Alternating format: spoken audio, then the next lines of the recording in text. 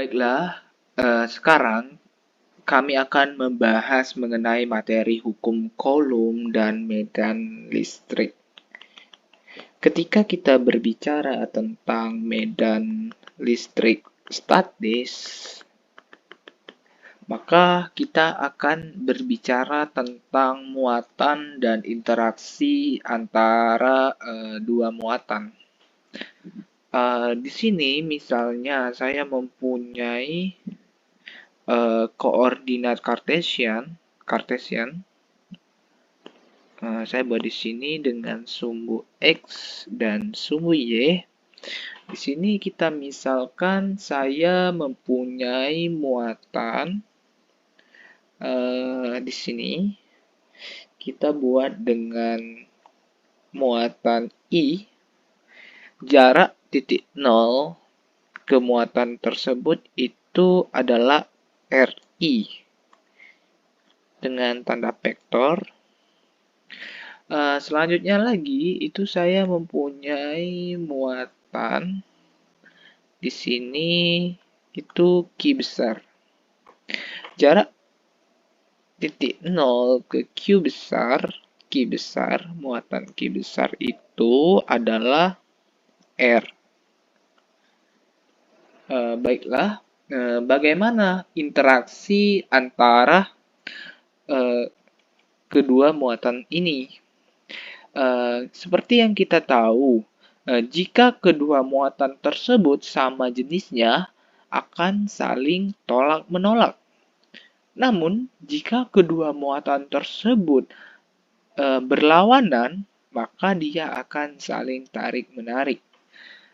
Kemudian, untuk jarak antara kedua muatan ini itu bisa kita buat dengan R. Tapi R-nya itu R sambung ya. R-nya R yang seperti ini. Untuk gaya kolomnya itu bisa kita buat F dengan tanda vektor sama dengan 1/4 Pi epsilon 0 Q1 QI maksud saya dikali Q per R kuadrat. R-nya R yang seperti ini. R-nya R yang ini. Dan ada yang namanya juga R topi karena dia mengikuti arah. Selanjutnya bagaimana dengan R-nya? Sebenarnya untuk mencari R-nya itu bisa dari dengan melihat gambar ini.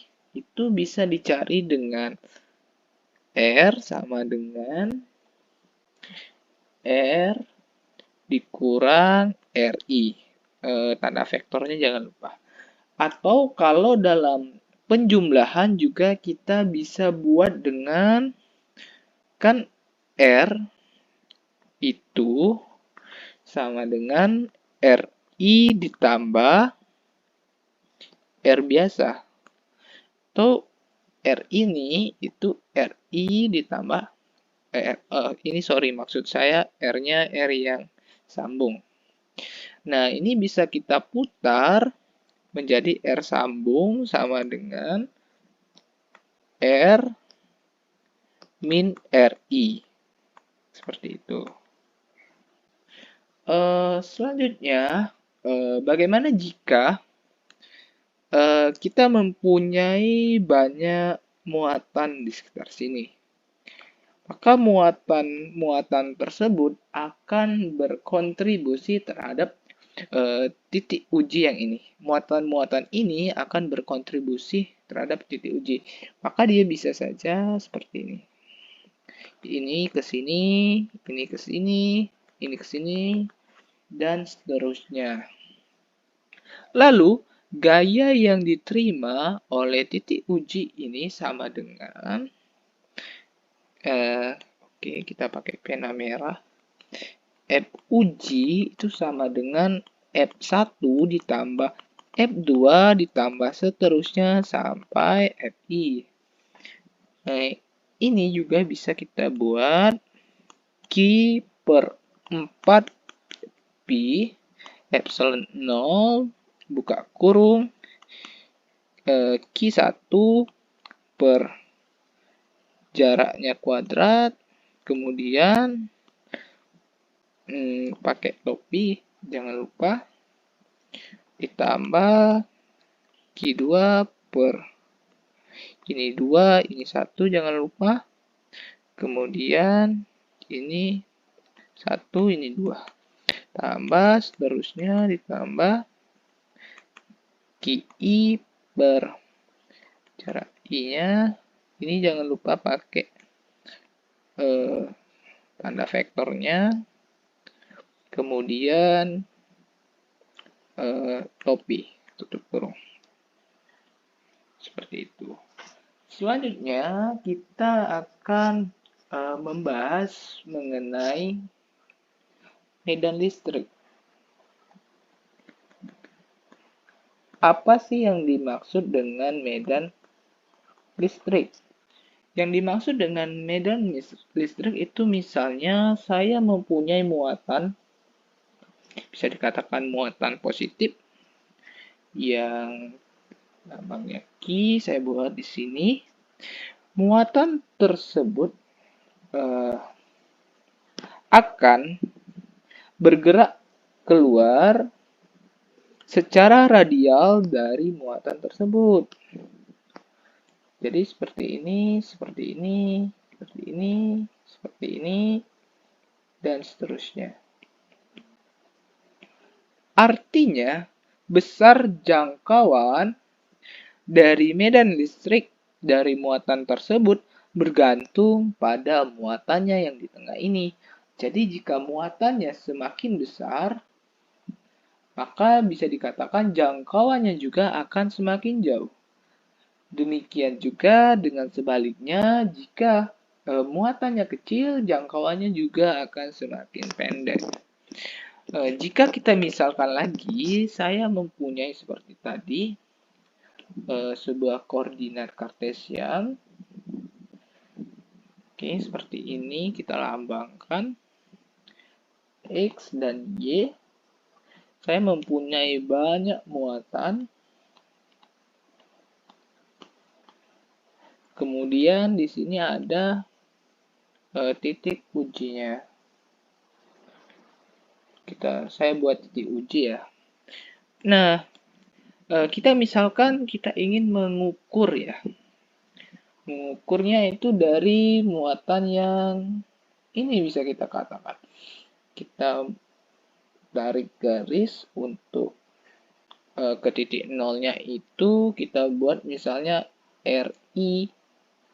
Kemudian yang ini juga kita tarik garis ke titik nolnya. Ini kita buat dengan R saja. Lalu jarak antar muatan dan juga titik ujinya kita tarik garis juga. Ini kita buat dengan R yang sambung. Lalu bagaimana medan listrik yang berada di titik ujinya itu kita bisa buat dengan tanda vektornya sama dengan 1/4 Pi epsilon 0 sigma Q1 EKI per R kuadrat, R-nya R yang sambung, R top ya, dengan sigma dari I sama dengan 1 sampai N. Nah, misalnya dari titik uji ini kita bisa mengukur yang namanya dari muatan-muatan ini. Jadi, medan listrik itu tergantung pada posisi titik ujinya. Kalau titik ujinya semakin jauh, itu maka semakin kecil pula medan listriknya. Jika medan listriknya semakin dekat, maka nilainya juga akan semakin besar. Jadi kita buat di sini medan listrik itu itu bergantung pada titik ujinya.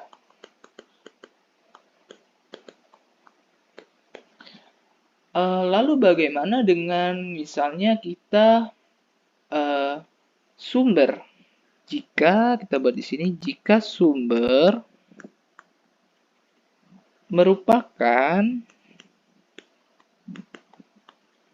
suatu muatan yang kontinu. Bagaimana?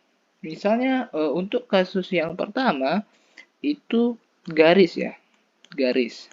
Ini saya misalkan saya mempunyai seutas kawat dengan muatan totalnya itu Q ya. Kemudian titik uji medan listriknya itu berada di sini. Ini saya buat P ya. Untuk cara menghitungnya itu kita bisa ambil yang namanya bagian dari kawatnya ini. Itu saya misalkan saya mengambil di bagian sini ya. Nah, ini bisa saya buat dengan DL. Nah, kita tahu bahwa muatan totalnya itu kan dari kawat ini adalah Q. Untuk muatan pada ini yang kita ambil ini kita bisa buat dengan DQ. Jarak antara seutas kawat yang kita pilih ke P itu bisa kita buat dengan jarak R ya. Lalu kita tahu bahwa DQ itu sama dengan lambda DL. Lalu bagaimana sih medan listrik P ini terhadap kawatnya itu bisa kita buat dengan E tentunya terhadap fungsi R itu sama dengan, karena kita memotong kawat ini berarti kita akan nantinya berhubungan dengan yang namanya integral. Kita buat dulu 4pi epsilon 0 integral dq per R, ini R ya, kuadrat. Tentunya dengan R rupiah. Selanjutnya, bagaimana jika kasusnya itu adalah, kita turunkan. Selanjutnya adalah sebuah permukaan. Contohnya itu adalah, misalkan saya mempunyai permukaan besi tipis. Bisa saya gambarkan seperti ini. Nah, titik ujinya kita buat P.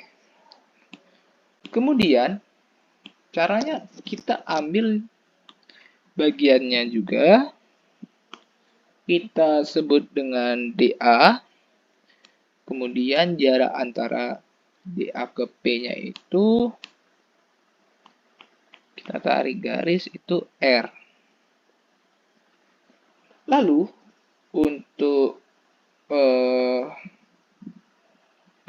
DQ itu sama dengan sigma DA. Bagaimana dengan muatan medan listriknya? Itu E terhadap fungsi R 1/4 pi epsilon 0 integral sigma dA per R kuadrat. Tentunya dengan R top B. Dan yang terakhir itu bagaimana jika kasusnya adalah volume. Volume itu misalnya sebuah bola atau sebuah silinder dan lain-lain. Misalnya saya mempunyai bentuk volume seperti ini ya. Ini misalnya saja ya. Ya, seperti ini. Caranya titik ujinya itu di sini P. Caranya kita ambil bagian dari volumenya, kita ambil misalnya ini, kemudian kita tarik garis dengan jarak R. Lalu ini kita misalkan D tau ya, D tau.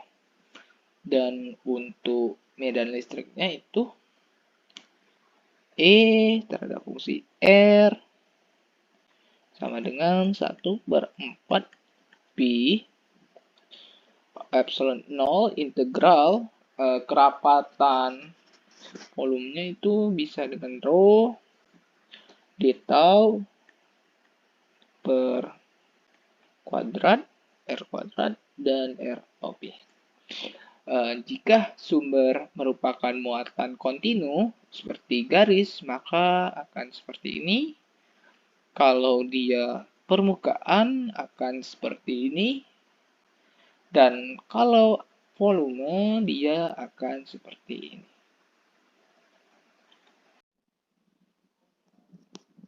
Selanjutnya, pembahasan kita akan membahas medan listrik di sekitar benda kontinu. Di dalam soal-soal medan listrik pada benda kontinu, kasus yang paling umum yang secara dasar harus dikuasai oleh mahasiswa adalah medan listrik di sekitar cincin. Nah, di sini yang paling dasar diharapkan kita bisa memahaminya, sehingga jika ada soal-soal lain yang setengah cincin, seperempat cincin, itu dapat dikerjakan atau bahkan medan listrik di dua cincin sekaligus. Tapi yang paling awal kita kerjakan terlebih dahulu kasus di mana medan listrik di sekitar cincin. Di soal-soal itu biasanya selalu disebutkan kita mempunyai cincin yang mempunyai muatan. Saya katakan, bisa dikatakan saya buat cincinnya seperti ini. Kemudian di sekitar cincin ini misalnya muatannya positif. Di sekitar cincin ini muatannya positif. Lalu cincin tersebut mempunyai jari-jari. Di sini kita buat jari-jari, bisa kita katakan jari-jarinya R besar. Lalu kita disuruh mencari berapakah besar medan listrik di titik ini dengan jarak misalnya H. Ya kita buat misalnya di sini dengan jarak H. Berapakah medan listrik misalnya kita buat titiknya itu adalah titik P dengan jarak sejauh H dari pusat cincin ini. Ya, maka untuk mengerjakannya bagaimana? Sebelum kita telah membahas tentang listrik yang dihasilkan oleh muatan. Misalnya kita mempunyai muatan positif Q, kita sebut positif Q, kita akan mendapatkan medan listrik yang arahnya ke sana, kemudian arahnya ke sana, arahnya ke sana, dan arahnya ke sana. Yang diakibatkan oleh kehadiran dari muatan ini. Kita dapatkan bahwasanya E itu sama dengan 1/4 pi epsilon 0 muatannya per jaraknya, di mana R itu adalah jarak dari sumber ke titik uji kita. Berarti di sini sumbernya adalah berupa cincin dan kita titik ujinya itu adalah P. Sumbernya itu berupa cincin. Lalu bagaimana mencari medan listrik yang disebabkan oleh muatan kontinu yang ada di cincin? Bagaimana medan listrik di titik P-nya? Jadi, untuk menyelesaikan ini, maka kita bisa menyederhanakan kasus ini, yaitu dengan menganggap cincin ini sebagai suatu muatan yang sangat kecil. Bagaimana caranya? Yaitu dengan cara mengambil elemen kecil dari cincin ini. Jadi kita ambil seumpamanya elemen kecilnya itu, kita ambil di sini warna merah, kita buat dengan delta Q. Sehingga nanti misalnya saya jumlahkan ini semua, saya jumlahkan, maka Jadi muatan Q atau muatan total cincin bisa kita tampilkan delta Q ini dalam bentuk rapat muatan cincin. Bagaimana mencari rapat muatan? Rapat muatan itu adalah lambda. Di sini lambda sama dengan dq per dl. Apa itu dl? dl itu adalah yang ini, panjangnya ini. Maka kita punya bahwa delta Q itu sama dengan lambda delta L. Lambda dl, sorry. Baiklah. Nah, sekarang bagaimana mencari medan listrik yang ditimbulkan oleh muatan delta Q ini di titik P. Delta Q ini di titik P. Jadi, tadi kita ambil seandainya muatan positif di sekitar sepanjang cincin, maka kita akan mendapatkan medan listriknya itu ke arah sana. Maka kalau kita proyeksikan, kita tarik, maka kita akan dapatkan medan listrik E-nya itu ke arah sana ya. Kita coba tarik proyeksi garisnya. Seperti ini. Dengan ini kita buat misalnya delta E. Delta E ini artinya adalah medan listrik yang dihasilkan oleh elemen delta Q. Kami kira sampai di sini cukup bisa dipahami ya. Selanjutnya, maka jika kita tuliskan delta E itu sama dengan delta E, kita buat pakai ini, delta E itu sama dengan 1/4 pi epsilon 0 delta Q per R kuadrat. Di mana R kuadrat di sini adalah R kecil. Itu apa? Jarak dari delta Q ini ke titik P. Berarti ini kita buat R. Kita buat R. Selanjutnya, sekarang delta E ini kan delta E, mempunyai dua arah komponen. Dia mempunyai dua arah komponen, yaitu X, Y. Delta E di sini. Oke, sini delta E. Berarti ini delta EX dan ini delta Y. Komponen delta EX dan komponen delta EY-nya ini saya coba proyeksikan. Ini ke atas. Delta EX dan ini delta EY. Kami misalkan kita ambil sudutnya di sini, sudut ini itu adalah theta, berarti sudut di sini juga bisa kita buat dengan theta. Ini theta dan ini itu theta. Nah, sekarang bagaimana? Berarti di sini kan kita mempunyai dua komponen ya. Medan listriknya delta EX dan delta EY. Artinya kalau kita tuliskan delta EX itu, kita buat pakai pena ini, EX sama dengan EX itu sama dengan delta E sin theta. Lalu sedangkan delta Y itu sama dengan delta E cos theta. Nah, namun di sini ada yang sangat menarik. Yang menarik adalah perhatikan, ini kan saya ambil di sini delta Q. Apa yang terjadi jika kita ingat bahwa delta Q adalah muatan yang ada di sini kan? Berarti nanti totalnya kita akan mengintegralkan karena kita akan mencari itu yang di sepanjang cincin ini. Katakanlah kita akan ambil lagi delta Q di sini yang arahnya berlawanan ya. Di sini pakai ini delta Q yang arahnya berlawanan dari sebelumnya. Apa yang terjadi ya kira-kira? Kita ambil delta Q di sini, kita coba perhatikan lagi.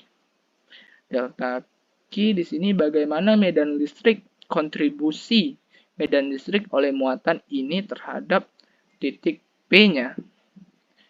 Maka sama, kita dapat ambil, kita tarik garis di sini. Kita tarik garis lagi, R. Ini R juga. Kemudian kita tarik garis, maka kita dapat medan listrik ke arah sana. Ini oke. Medan listriknya ke arah sana. Artinya apa? Ini juga mempunyai dua komponen, delta EX dan delta EY. Kita buat dia mempunyai dua komponen, delta EX 2, ke arah atas juga delta EX 2, EY 2. Artinya apa? Besar muatan yang kita cuplik adalah sama. Artinya sama, maka artinya medan listrik pada komponen X ini bisa kita perhatikan, lihat arahnya itu berlawanan. Itu artinya jika mereka mempunyai muatan yang sama, maka akan saling meniadakan. Artinya delta EX ini itu saling meniadakan. Sehingga yang kita gunakan atau yang berkontribusi terhadap medan listrik hanyalah terhadap komponen Y saja. Sehingga delta X-nya itu bisa tidak kita hitung lagi. Karena dia sudah saling meniadakan. Sekarang, sehingga. Kita buat di sini sehingga delta EY itu sama dengan 1/4 Pi Epsilon 0 per R kuadrat. Bukan, delta Q per R kuadrat. Di mana R kuadrat di sini adalah akar dari R kuadrat plus H kuadrat. Cos theta di sini adalah berarti sampingnya itu adalah H per akar R kuadrat plus H kuadrat. Berarti H itu akar R kuadrat plus H kuadrat. Ini akar. Karena sebagai sisi miringnya. Karena ini sebagai sisi miringnya dan ini sebagai sisi sampingnya. Di mana selanjutnya, sehingga kita bisa dapatkan delta E kita itu delta EY. Kita buat lagi, delta EY itu sama dengan 1/4 Pi Epsilon 0 Pi Epsilon 0 delta Q H per R kuadrat H kuadrat 3/2. Nah, di mana delta Q itu adalah lambda per ini delta L ya, sorry. Delta L, ini delta L. Lambda dikali delta L. Jadi ini bisa kita buat di sini lambda H delta L. Nah, lambda H delta L. Selanjutnya lagi, sehingga untuk mendapatkan delta E, ini delta E-nya, ingat bahwasanya delta E kita atau medan listrik total yang dirasakan di titik P itu sama dengan jumlahan dari seluruh elemen delta EY. Baiklah, sehingga dapat saya buat di sini itu 1/4 Pi Epsilon 0 lambda H per R kuadrat plus H kuadrat 3/2 jumlahan dari delta L. Nah, di sini kita tahu bahwa sigma delta L itu apa. Tadi kalau saya buat lingkaran ini itu adalah tambahan dari ini, tambahan. Berarti total adalah keliling dari lingkaran, di mana keliling dari lingkaran itu adalah ini ini itu adalah keliling dari lingkaran. Oh, sorry. Saya hapus dulu. Saya hapus. Ini adalah keliling dari lingkaran yang bisa saya buat dengan rumus keliling dari lingkaran itu sendiri adalah 2pi R. 2pi R. Nah, selanjutnya sehingga lambda ini dikali keliling lingkaran, lambda ini dikali keliling lingkaran itu kita bisa buat dengan Q. Dimana, oke kita buat lagi. Bahwasanya 1/4pi epsilon 0 sama dengan H R kuadrat plus H kuadrat 3/2 itu lambda 2pi R. Nah, ini itu adalah Q atau total dari seluruhnya. Oke, ini salah lagi. Nah, kita dapatkan bahwa di sini itu E-nya adalah 1/4pi epsilon 0 QH per R kuadrat plus H kuadrat 3/2. Jadi, ini adalah medan listrik total yang dirasakan di titik P. Baiklah, sekarang kita lanjutkan kasus kita untuk medan listrik oleh kawat lurus tak hingga. Jadi, kita mempunyai satu kawat lurus tipis yang sangat panjang. Di sini perlu digarisbawahi kalau yang akan dicari adalah kawat lurus tak hingga. Karena untuk kasus kawat lurus berhingga nanti akan beda lagi. Katakanlah di sini kita mempunyai sebuah kawat yang sangat panjang seperti yang saya katakan tadi. Saya gambarkan di sini kawatnya misalnya di sini. Kemudian seperti ini. Yang panjangnya itu tak hingga dan ke sini minus tak hingga. Kemudian di sepanjang kawat ini dia mempunyai sebuah muatan positif. Saya gambarkan muatannya seperti ini. Positif, positif, positif di sepanjang kawat ini ya.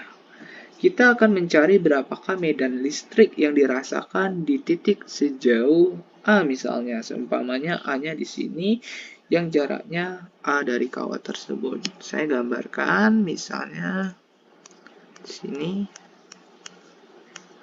Oke, di sini sejauh A. Yang jaraknya sejauh A. Di sini kita akan bermain integral nantinya ya. Jadi, karena pada saat kita mengambil elemen muatan, misalnya elemen muatannya di sini, sama dengan kasus medan listrik yang sebelumnya. Untuk menyelesaikan kasus di mana ini terserah kita mau ambil misalnya yang bagian kiri atau yang bagian kanan. Katakanlah kita mau mengambil bagian kiri. Kita cuplik sekecil ini ya, misalnya kita cuplik bagiannya sekecil ini. Nah, kemudian itu kita misalkan buat deki. Deki. Panjangnya adalah dx ya. Panjangnya adalah dx dengan rapat muatannya yang ada itu adalah panjangnya dx ya. Dengan rapatan muatannya adalah lambda dx. Mungkin sekarang kebingungan ya kenapa bisa seperti ini. Nah, sekarang itu kita misalkan ya, ini sama seperti halnya dengan massa jenis, di mana itu rho sama dengan M per P, di mana ini adalah rapatan massa. Nah, sekarang kita akan berbicara tentang rapat muatan, yaitu adalah Q per X, atau elemen untuk rapat massa itu adalah elemen volume ya yang ini. Sementara untuk elemen untuk garis itu per elemen panjang atau X-nya. Rapat muatan itu untuk elemen garis ya. Oke, jadi datangnya dari situ ya. Kita simbolkan ini adalah lambda. Kemudian, sama dengannya kasus sebelumnya, berarti untuk medan listrik yang diakibatkan oleh muatan ini, medan listrik yang diakibatkan oleh muatan ini,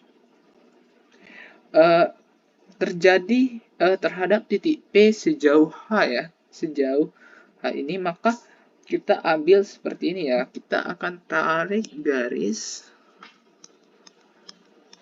ini, bisa katakan jaraknya R, ya bisa kita katakan. Kemudian, maka kita akan dapat gayanya ke arah sana, teman-teman. Arahnya ke arah sana ya, yang disebut dengan DE. Jadi, artinya di sini kita akan mempunyai dua komponen medan listriknya, yaitu adalah DEX yang ke sini, DEX, dan yang ke arah sumbu Y yang disebut dengan DEY. Nah, kita tadi mengapa kita membuat kasusnya untuk tak hingga,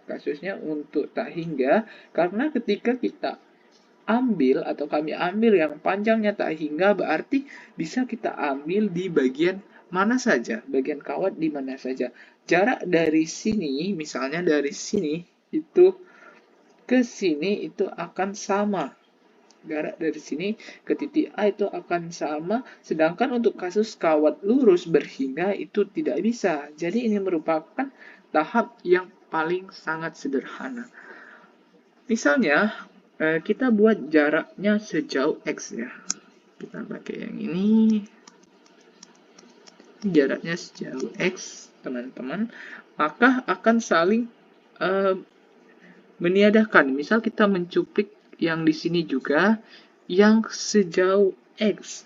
Maka ininya nanti juga akan mempunyai dua komponen seperti sebelumnya.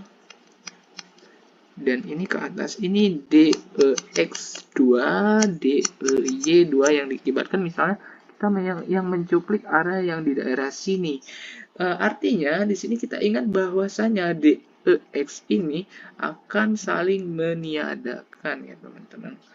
Maka nanti medan listrik yang berkontribusi adalah DE, yang berkontribusi itu adalah DE sama dengan 1/4 Pi Epsilon 0 lambda dx per R kuadrat.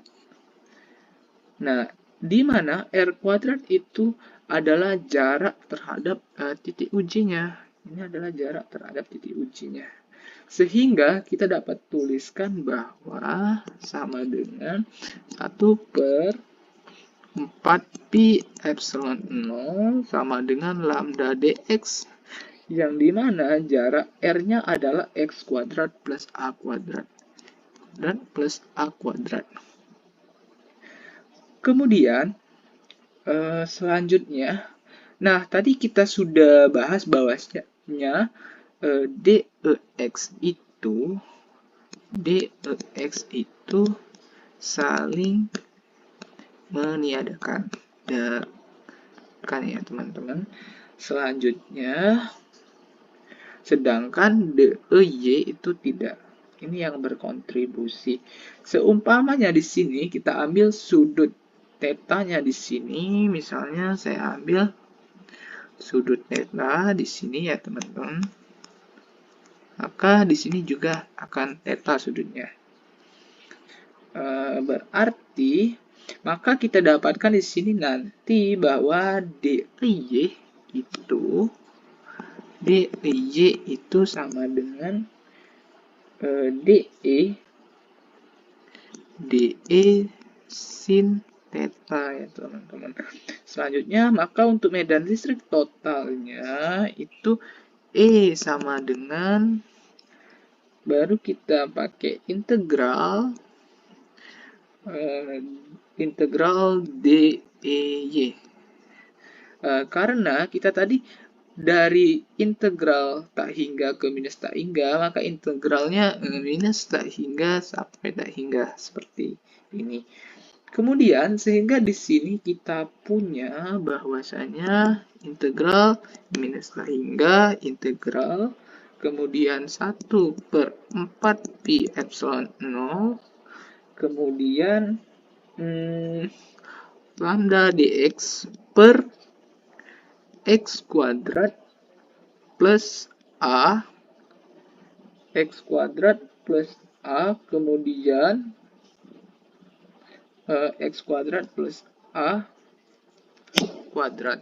Ini kita sama dengan kan sin, bukan kita sama dengan kan, ini dikali sin theta, di mana sin theta itu adalah a, ini adalah sisi ininya, kemudian per r kuadrat, di mana r kuadrat itu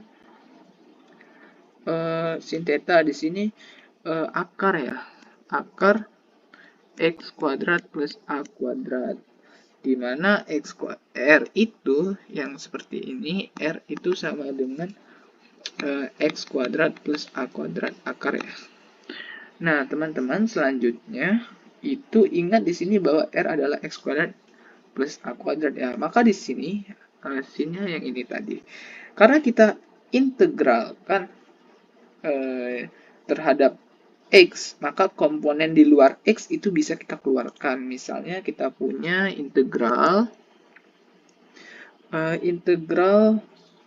bukan integral ya, yang itu kita keluarkan lambda A per 4pi epsilon 0, kemudian integral minus tak hingga sampai tak hingga, kemudian kita masukkan dx per x kuadrat plus a kuadrat 3/2. Selanjutnya, nah solusi integralnya di sini ya.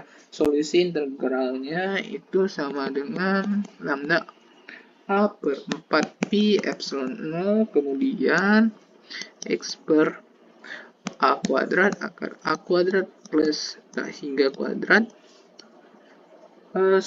Ini maksudnya itu adalah a kuadrat. Ini maksudnya itu x kuadrat, ini minus tak hingga sampai tak hingga.